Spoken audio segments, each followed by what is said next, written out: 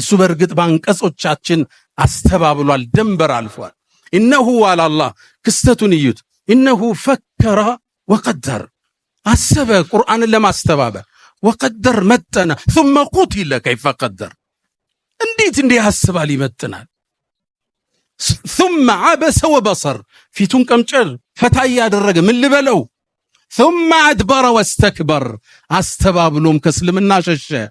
ከዛም ብሎ አለ فقال إن هذا ይሄ ቁርአን إلا سحر يؤثر إن هذا إلا قول البشر ይሄ የሰው ልጅ ንግግር ነው ድግምት ነው አለ። አላህ አንቀጹን ቋጨው ሰኡስሊህ ሰቀር ጀሃነም ራሷ የምትፈራው ሌላ ጀሃነም አለ ሰቀር የሚባል እሱ ውስጥ ጨምረዋል አላህ።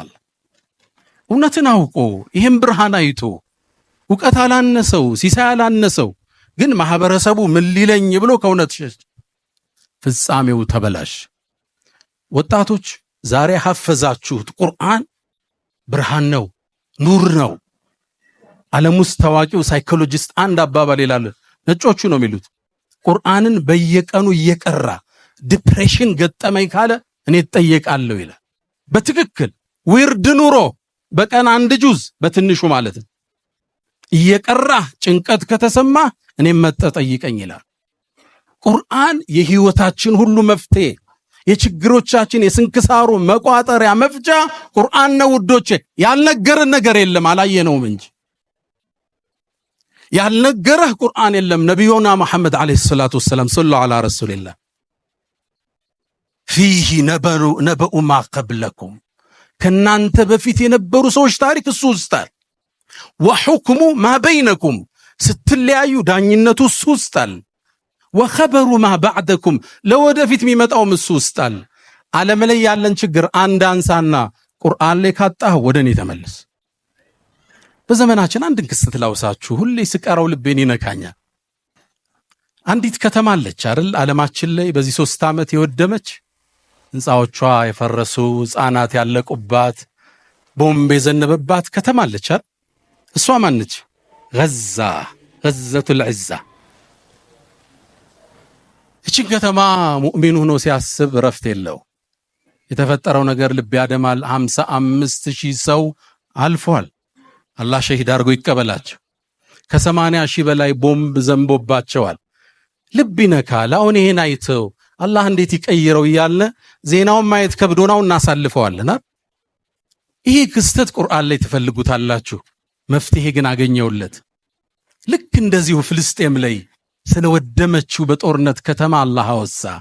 አው ከለዚ መረ ዐላ ቀርየቲን ስለ አንድ ነብይ አወሳ።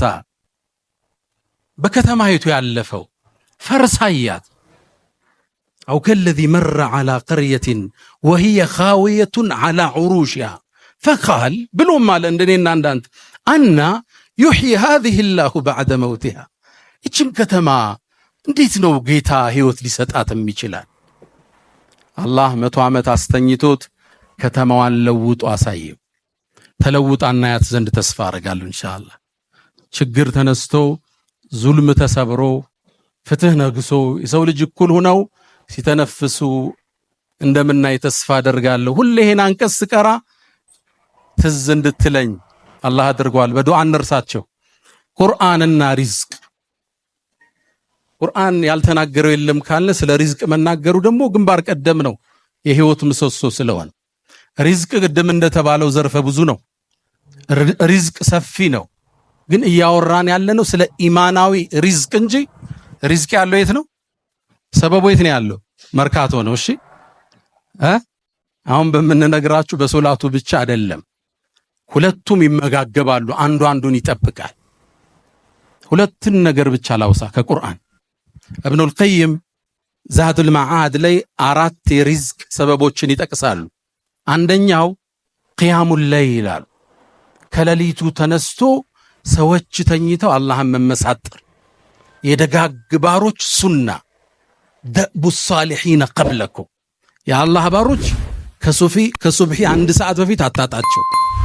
በጣም ደግ ሲሆኑ 2 ሰዓት በፊት አታጣቸው። ከሌሊቱ ጊዜ የሌለው ሰው ቀን ላይ ለመድመቅ እንዳያስብ አላህ ጋር ብቻውን